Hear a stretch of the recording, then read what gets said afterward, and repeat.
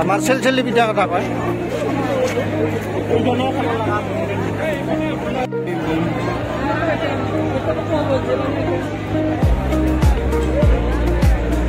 মানুহ দুটাকো তোলে লগত আহিব না